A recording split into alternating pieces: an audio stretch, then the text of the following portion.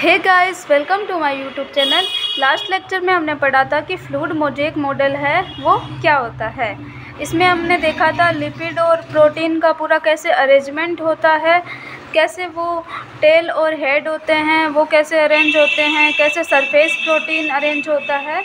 इसके बाद में आज हम देखेंगे कि कोशिका भित्ति होती है वो क्या होती है।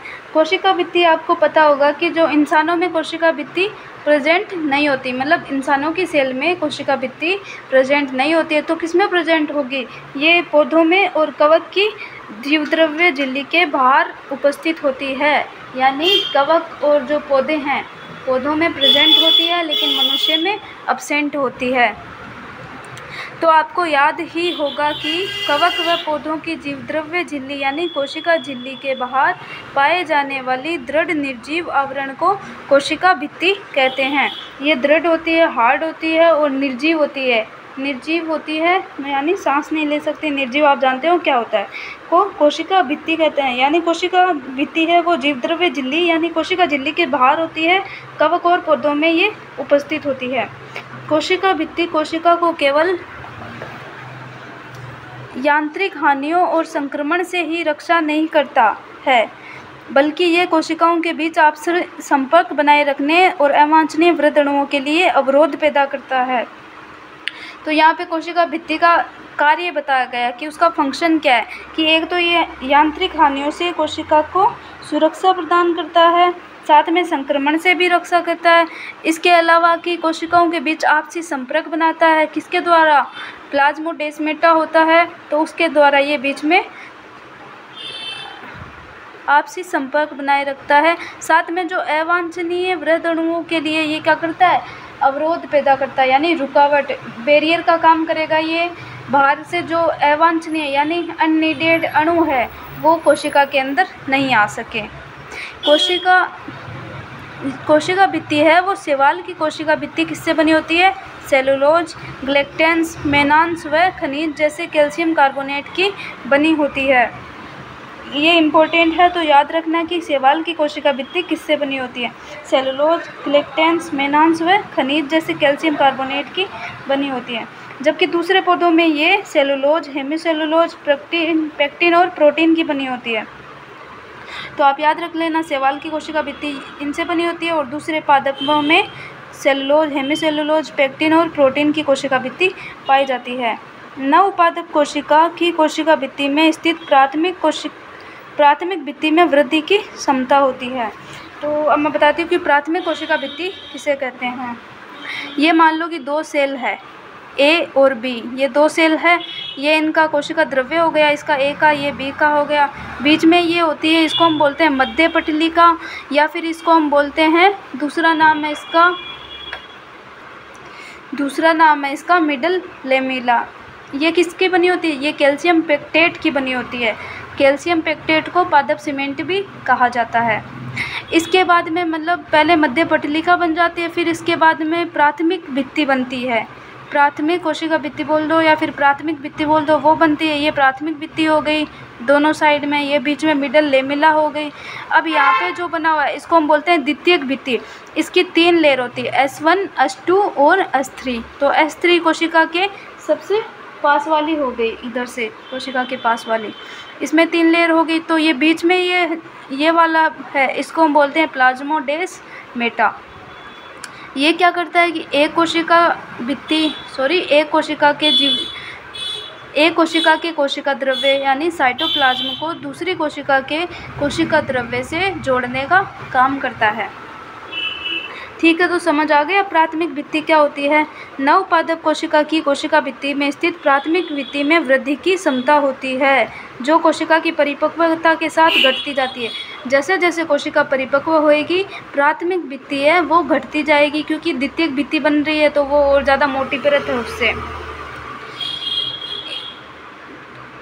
इसके साथ कोशिका के भीतर की तरफ द्वितीयक भित्ति का निर्माण होने लगता है। अभी बताया कि द्वितीयक भित्ति क्या होती है, 3 लेयर होती है इसमें, S1, S2 और S3। मध्य पटलिका यानी मिडल लेमिला मुख्यतः कैल्शियम पेक्टेट की बनी सतह होती है। जिसको पादप सीमेंट भी बोला जाता है, जो आसपास की विभिन्न कोशिकाओं को आपस में चिपकाए व पकड़े रहती है। इसका काम क्या है? ये जो दोनों कोशिका है इनको आपस में चिपकाए रखती है और ये पकड़े रहती है दोनों कोशिकाओं को।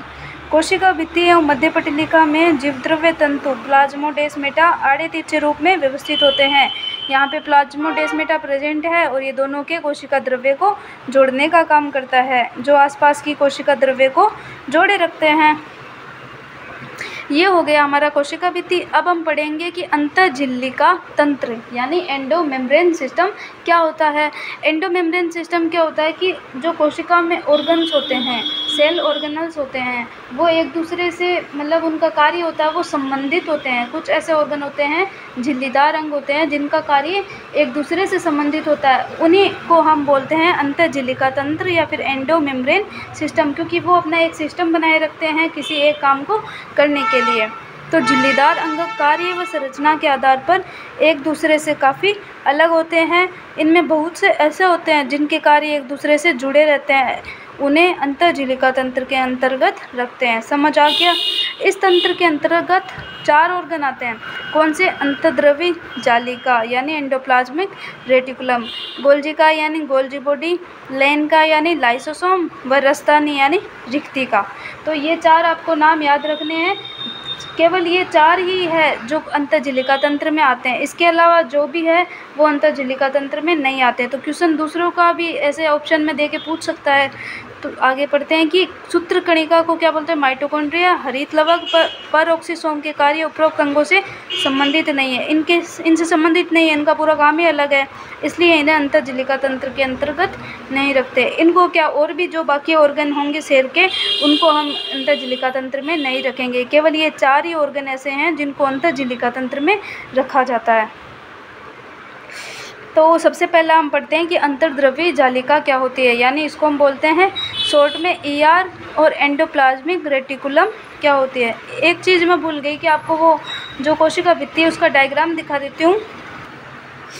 ये कोशिका भित्ति का डायग्राम बना हुआ है, इससे आपको इजीली समझ आ जाएगा कैसे। ये कोशिका A और ये B, ये इसका कोशिका द्रव्य, ये कोशिका झिल्ली है चारों ओर, ये बीच में क्या हो गई मिडल लेमिला, ये प्राथमिक कोशिका भित्ति और ये यहाँ पे S1 S2 S3 ये द्वितीय कोशिका भित्ति, बीच में प्लाज्मोडेस्माटा दोनों के कोशिका द्रव्य को जोड़ रहा है।